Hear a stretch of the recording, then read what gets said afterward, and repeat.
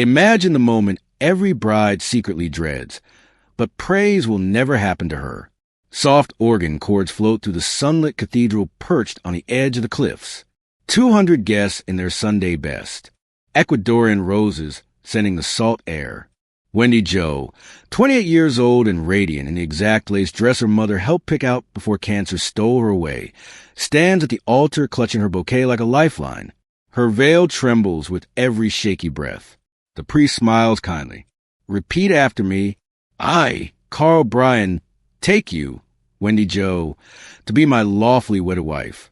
Carl opens his mouth, closes it, and then he runs. Full sprint down the marble aisle, shoes slapping, coattails flapping, gone before anyone could even rise from the pews. Gasps rip through the cathedral. A phone clatters to the floor. Someone's aunt screams. Wendy stands frozen in white satin and heartbreak. Veil soaked with tears, she did not feel fall. Roses shaking so violently that petals drift down like snow. This is it. The ultimate public humiliation. The story the entire coastal town will whisper about for decades. Phones are already out, recording the meltdown. You think this is just another runaway groom tragedy, right? Think again. Because right then the massive cathedral doors explode, open a second time. Sunlight pours like the wrath of God. A man steps through the blinding light. Black suit, black shirt, black tie, tattoos crawling up his throat and spilling over every inch of visible skin. 200 pounds of pure control violence, walking slow and deliberate, like he paid for every stone in this church. 6 silent soldiers in dark suits fan out behind him. Every guest goes dead quiet. Even the priest takes a step back. He stops 3 feet from the altar, eyes locked only on the bride, and says in a voice that scrapes the soul, "She's coming with me." Carl, halfway to the exit, tries to bolt again. One word from the stranger, and 2 soldiers seize him by the arms, dragging him out like trash. The door slams shut. Silence crashes over the cathedral. The man in black steps closer. Wendy smells gun oil and expensive leather. He leans in, voice dropping to a whisper only she can hear. The man you were about to marry just sold your life for a plane ticket. I am the only one who can keep you breathing. Her heart hammers, so hard she almost misses it. Those eyes. She has seen them before, every year at her father's grave, hidden behind dark glasses, always leaving white lilies and never signing the card. Her voice comes out broken, barely audible. You're the boy from the cemetery. For half a second his iron mask cracks.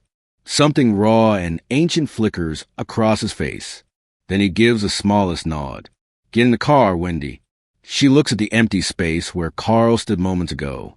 She looks at the man who has apparently watched over her for 15 silent years.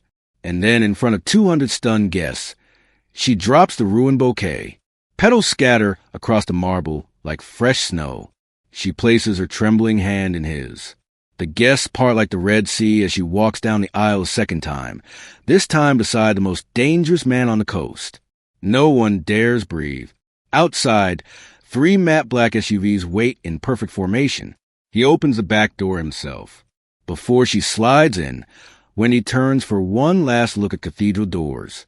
Then she meets his eyes and says, so softly only he can hear, I don't know if I will ever love you. His answer is quiet, raw, final. You do not have to. Just let me love you enough for both of us. She slips into the leather seat. He follows. The door closes with a heavy thud. The convoy pulls away, tires humming against the cliff road, disappearing into the glare of the sun and the roar of the ocean below. And the life Wendy Jo knew ends in the space of a single heartbeat. Hit that like button if your jaw is still on the floor. Because what happens when a small-town teacher wakes up in a cliffside fortress owned by the man every criminal fears? That is only the beginning. Inside the matte black SUV, the world goes silent, except for the low growl of the engine and the crash of waves far below the cliff road. Wendy sits rigid, veil still pinned to her hair, white lace pulled around her like surrender. She finally finds her voice. Who the hell are you?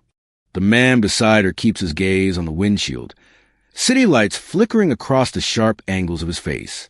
Sergio Verdi, he says, calm as confession.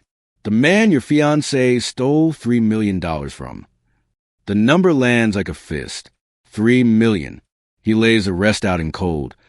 Quiet sentences that slice deeper than any scream. Crypto gambling gone wrong 6 months ago. Desperate loans from the Verdi family. A fake honeymoon to the Caymans already booked under new names. Carl never loved her. He needed a sweet, innocent schoolteacher with no record and no powerful relatives. Someone authorities would never suspect of helping a fugitive disappear. Wendy was a perfect cover, the perfect scapegoat, the perfect fall girl. Her stomach turns. She stares at the ring on her mother helped pick out, now feeling like a shackle. The convoy slows. Iron gates swing open without a sound, as if the house itself is hungry. Headlights sweep across stone walls thick enough to stop bullets. The fortress rises on the cliff edge, black against a blacker sea, windows glowing like watchful eyes. Fortress outside. Palace inside. A driver opens her door. Salt wind whips her veil as Sergio leads her through a courtyard of armed shadows who gnawed with the reverence men usually reserved for saints. Up a wide stone staircase. Down a hallway lit by chandeliers that cost more than her yearly salary. He stops at a set of double doors and pushes them open. The bedroom is bigger than her entire old apartment. White curtains billow in front of open balcony doors. The ocean roars below, endless and angry. A 4-poster bed sits like a throne. Fresh lilies, white and perfect, stand in a crystal vase on the nightstand. The scent hits her like a memory. You are not a prisoner, Sergio says from the doorway, voice softer now. You are under my protection. There is a difference. He leaves before she can answer. The doors closing with a gentle click that somehow feels heavier than iron bars. Hours crawl by. Wendy paces in the wedding dress she never got to finish wearing.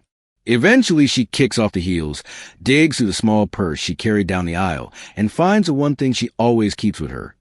The faded Polaroid, edges soft from years of secret handling. A skinny boy in an oversized black suit, standing at her father's grave, placing white lilies. No face visible, but she knows those eyes. 2 a.m.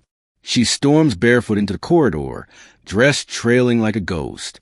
Finds him in a study lit only by firelight, shirt sleeves rolled up, tattoos dancing in the flames.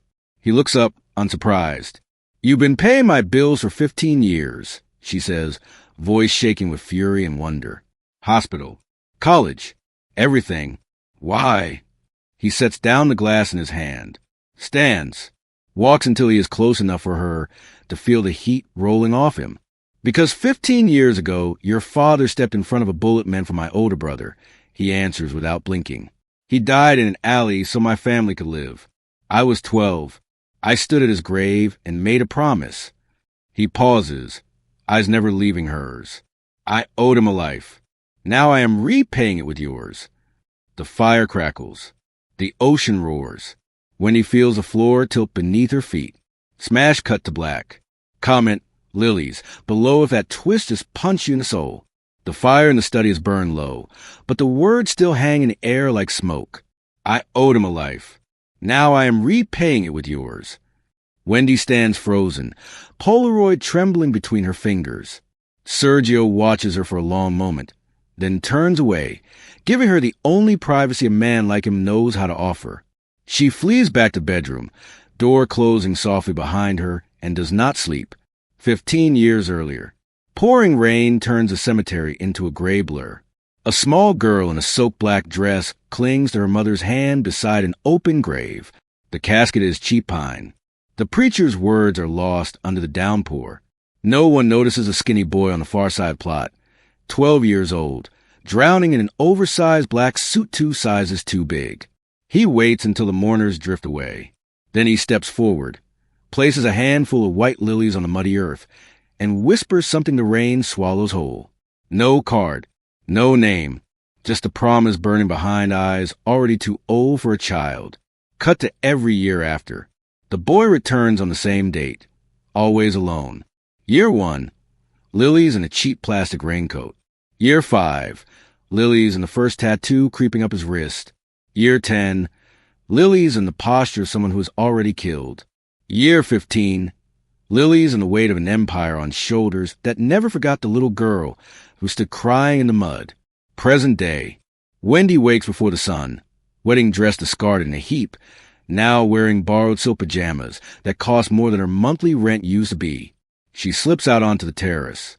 The estate gardens roll down the cliff in perfect terraces, mist still clinging to the roses. She follows a stone path she has never seen, drawn by instinct or memory, until the path ends at a small clearing. A single marble memorial stone stands in the center. Her father's name is carved deep and clean. Fresh white lilies rest at its base, dew still clinging to the petals. Placed there hours ago, maybe minutes. Her breath catches. Footsteps crunch behind her. She does not need to turn to know who it is. Sergio stops a respectful distance away, hands clasped behind his back. Sunrise painting gold across the ink on his throat. Wendy's voice cracks when it finally comes. You built him a grave here, on your land. I promised him I would keep you safe, he answers quietly. I thought bringing him closer would make the promise easier to keep. Tears blur the marble. She spins to face him, rage and gratitude and terror all fighting for room in her chest.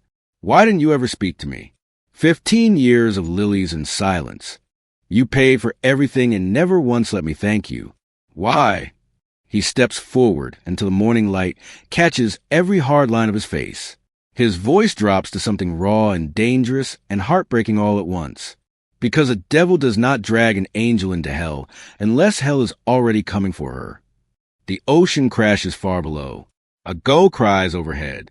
Wendy feels the words hit, like a bullet straight through the heart. Drop a fire in the comments if that line just wrecked you. Because tomorrow night Carl comes home in chains. And Wendy has to decide if she can watch the man who saved her become the monster everyone says he is. The ocean is still roaring when Wendy finally turns away from the memorial stone. Sergio offers no more words. He simply walks beside her back to the house, two shadows against the rising sun. Inside, the fortress wakes up like a living thing. Men in dark suits move with quiet purpose. A small, round woman with silver-streaked hair and kind eyes appears at the foot of the grand staircase. She takes one look at Wendy's tear-streaked face and pulls her into a hug that smells of cinnamon and home. Welcome, Cara, she murmurs. I am Rosa. This house has needed a woman's heart for too long. When she pulls back, she cups Wendy's cheek and adds in a fierce whisper, He is mio figlio, my son in every way that matters. Hurt him, and I poison your coffee. Love him, and I cook for you forever. Wendy almost laughs through the tears. Next comes Luca, tall and expressionless, a scar running from his ear to his collar. He inclines his head with military precision. Donna, he says, the title landing heavy, underboss, second only to Sergio. The soldiers lining the halls lower their eyes when she passes, a gesture of respect that feels centuries old. Breakfast is served on the terrace. Fresh fruit, warm bread, coffee strong enough to wake the dead. Sergio sits at the head of the table. Sleeves rolled again, tattoos flexing every time he lifts his cup. He waits until Rosa clears the plates before he speaks. 3 rules while you are here, he says. 1. Never leave the estate without telling me. 2. Never contact no one from your old life until Carl is handled. 3.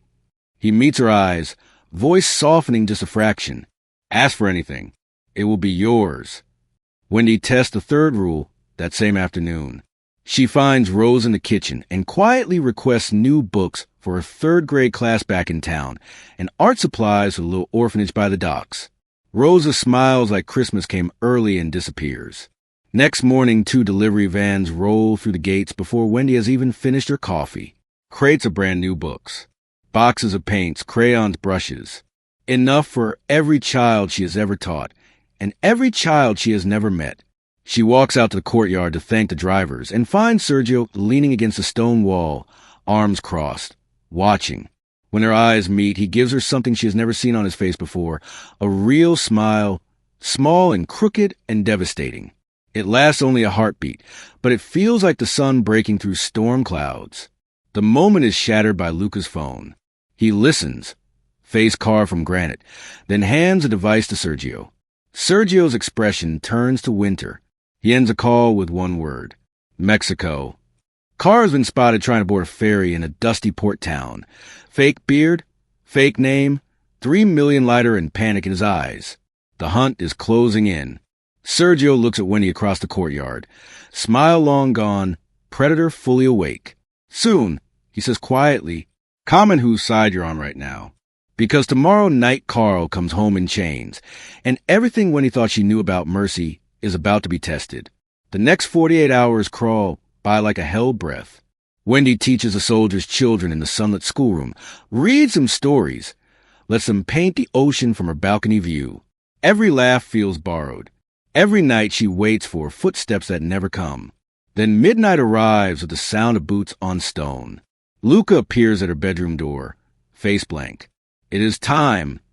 She follows him down corridors she has never seen, past armed shadows who will not meet her eyes, down stone stairs that spiral into the earth. The air turns cold and damp. Torches flicker in iron brackets. The cellar smells of salt and old blood. Carl is already there, chained to a chair in the center of the room, face swollen beyond recognition, one eye sealed shut. He starts sobbing the moment he sees her. Wendy, baby, please. Sergio stands a few paces away, shirt sleeves rolled high, tattoos gleaming under the low light. He does not look at Carl.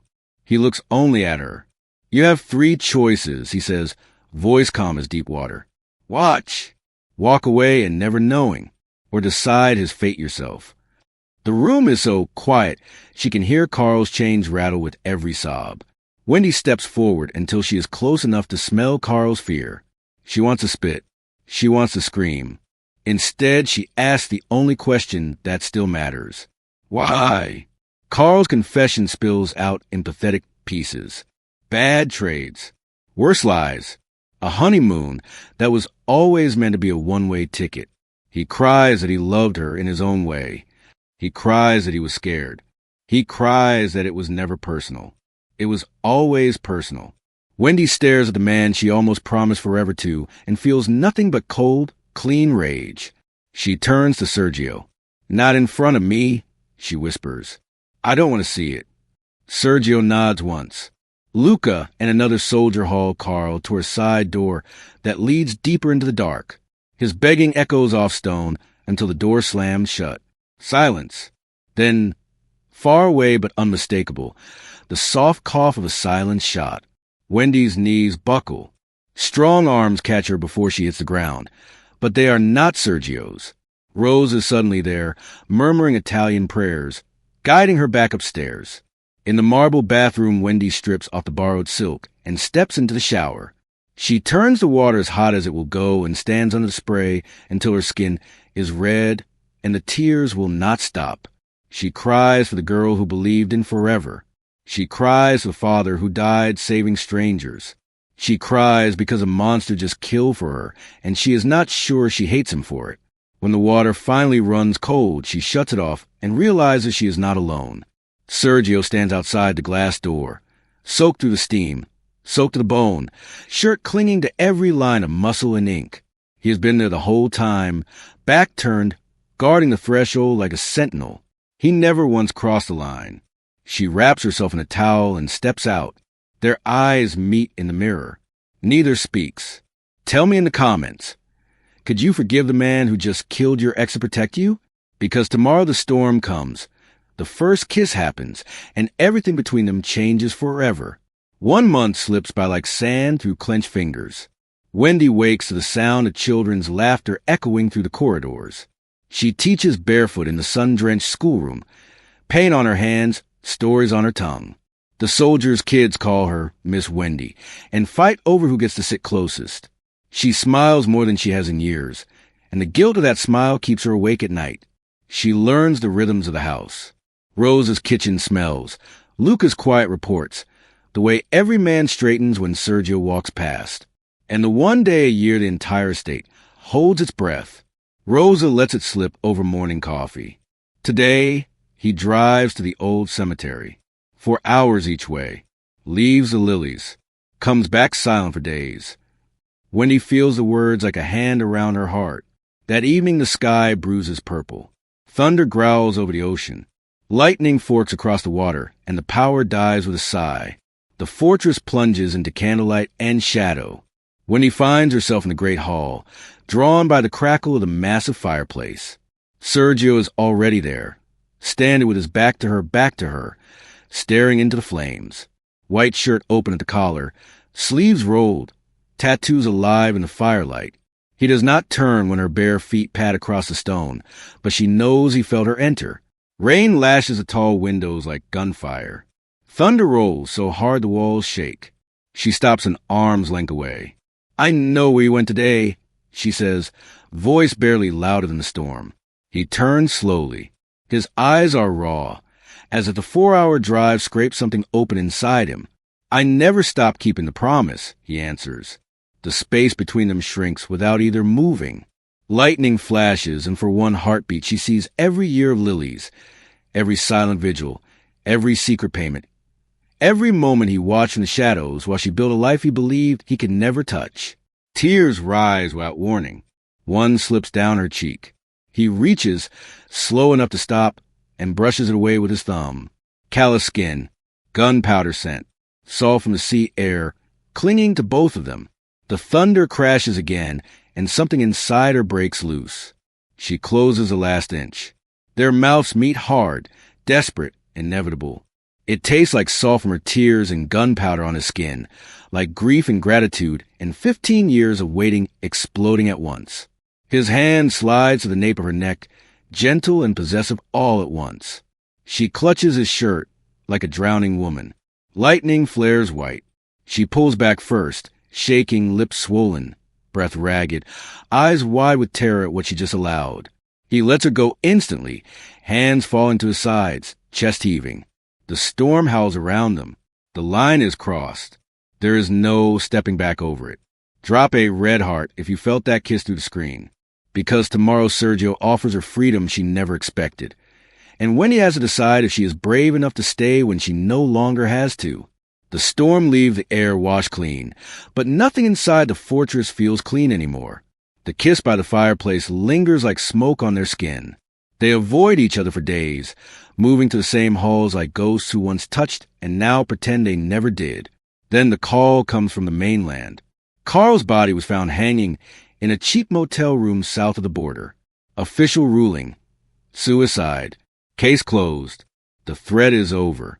That same afternoon, Sergio summons her to the study. Sunlight streams through tall windows, turning dust motes into gold. He stands behind the desk, sleeves rolled, tattoos sharp against white cotton. A thick leather folder rests on the polished wood between them. He does not sit. He simply slides a folder across the desk until it touches her fingertips. New passport. New name. 500,000 in untraceable accounts. A cottage on a quiet coast where no one knows the Verdi name. His voice is steady, almost gentle. The debt is paid. Leave whenever you want. Wendy stares at the folder like it is a loaded gun. She does not open it. She does not speak. He waits, patient as stone, until she finally meets his eyes. "Is this what you want?" she asks, barely a whisper. "It is what I promised the 12-year-old boy who stood at your father's grave." He answers. "I promised him you would always be free to choose." She leaves the folder where it lies and walks out. 3 sleepless nights follow. She paces the cliffs until her feet bleed. She teaches the children and sees Sergio's dark eyes in every small face that looks up at her with trust. She lies in a massive bed and remembers the taste of gunpowder and salt and wonders if love can be born from blood and lilies. On the 3rd dawn, the sky is rose and gold. Wendy walks into the study carrying the unopened folder. Sergio is at the window, back to her, watching the sun climb over the ocean. He does not turn when her bare feet cross the rug. She opens a marble fireplace, still cold from the night, strikes a match. The leather catches slowly, then roars into flame. Pages curl, passport melts, money turns to ash. Only when the last corner blackens does she speak. "I'm not running anymore." Her voice does not shake. "I choose to stay." Sergio turns. For the first time since the cathedral, the mask is completely gone. His eyes shine with something fierce and fragile and centuries old. He closes them for a single heartbeat, like a man who just heard angels sing. When he opens them again, the distance between them is gone in 3 strides, and he is on his knees in front of her, hands gentle on her hips, forehead pressed to her stomach, as if she is the altar and he is a sinner finally granted absolution. Wendy threads her fingers through his hair and feels the world shift under her feet for the second time in her life. Comment, she chose him, if you're screaming at your phone right now. Because tomorrow night someone tries to kill the king, and Wendy learns what it really means to stand beside a devil who would burn the world to keep her safe. Sergio stays on his knees only long enough for the ashes of the folder to cool. Then he rises, presses one fierce kiss to her forehead, and a new chapter begins. Wendy starts sitting in on the morning meetings. She listens to shipments and territories, and men who speak of blood, like accountants speak of numbers. One afternoon, a rival capo is dragged in, begging for his teenage son's life after the boy stole a truck of cigarettes. The room waits for Sergio's gnaw to death. Instead, Wendy leans forward and offers a different price. The boy works off the dead in his state kitchens for 5 years, no harm, no shame. Silence. Then every scarred, tattooed killer in the room lowers his eyes to her in something that looks a lot like awe. The capo weeps. The boy lives. From that day forward, the soldiers call her Donna without being told. Weeks later, the seaside charity gala arrives. Lights strung along the cliffs, the ocean glittering like spilled diamonds. Wendy wears white lace again, simpler this time, chosen by her own hand. Sergio wears the exact black suit from the cathedral, as if the day never ended. They move through the crowd like a match blade and sheath. Old women kiss her cheeks. Old men kiss Sergio's ring. Cameras flash. The coast whispers that the king has finally taken a queen. The night ends too soon. In the underground garage, laughter still echoing from the little girl who spent the evening trailing Wendy like a shadow. The first shot shatters the air. Then the second. Then chaos. Sergio shoves Wendy behind a concrete pillar. Gun already in his hand, roaring orders in vicious Italian. Bullets spark off luxury cars. Bodyguards fall. The little girl freezes in the open, screaming. Wendy does not think. She runs, throws herself in front of the child just as the third bullet finds flesh. Fire rips across her upper arm. She hits the ground hard, curling around the girl, blood soaking white lace crimson. The garage goes deathly quiet except for one sound. Sergio's roar is not human. It is the sound a wolf makes when its mate is bleeding. He empties an entire magazine in controlled, lethal bursts. The shooters drop before they can fire again. Then he is there, on his knees in the oil and blood, gathering her up like she weighs nothing. Her blood paints his white shirt red, runs down his arms, drips from his cuffs. He cradles her against his chest and carries her toward the elevator, barking orders that crack like whips. Doctors, cars, lock the city down. His eyes promise murder to anyone who ever looks at her again. Wendy presses her face to his neck, tasting salt and gunpowder and terror. The last thing she hears before the pain drags her under is his voice, broken for the first time since the cathedral. Not you, never you. Tell me you didn't cry. I dare you. The finale is almost here. Grab tissues. 6 months later. The cathedral doors stand open to the sea. Dawn spills rose gold light to the stained glass windows, the same light that once watched Carl run. Only the old priest waits inside, eyes twinkling like he has been expecting this all along. No guests, no guns, no threats, just salt wind rolling up the cliff and the hush of waves far below. Wendy walks the aisle alone, barefoot on cool marble, wearing a simple white dress she chose herself from a tiny shop in the village. No veil this time. Her hair is loose, wild from the breeze, and her arm still carries the thin pink scar from the bullet that never should have found her. Sergio waits at the altar in the exact black suit from the day everything shattered. He has not changed a thread, but the man inside the suit is different, softer around the eyes, shoulders carrying something lighter than empire, grief, and love all balanced in perfect silence. When she reaches him, he does not speak the vows yet. He sinks to one knee in the precise spot where Carl once turned and fled. From his pocket, he draws a single platinum band, thin and perfect. Hidden inside the band, invisible unless you know to look, is a tiny blue sapphire, her father's birthstone. He offers it on an open palm, the same hand that once dragged a coward from his church and later carried her bleeding from a garage floor. I claimed you the day your world ended, he says, voice rough with sunrise and salt. Marry me the day your world begins again. No debts, no danger, only choice. Tears blur the stained glass into watercolor. Wendy slips the ring onto her own finger first, then takes his hand and slides its mate onto his. I do, she whispers, smiling through the tears. I always did.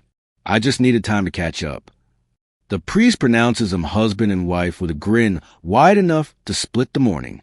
Sergio rises, cups her face like she is made of sea glass, and kisses her for the first time as her husband. Slow, deep, tasting like lilies and gunpowder, and every promise kept. When they break apart, forehead still touching, he breathes against her lips the words she will carry for the rest of her life. He claimed me the day my world ended. I chose him the day my world began again. The ocean roars its approval beyond the open doors. Sunrise crowns them in gold. White text fades, and over the final shot of their silhouettes against the stained glass. Thank you for riding with us. If this made your heart race, smash that subscribe button. The next story drops soon. See you in the shadows.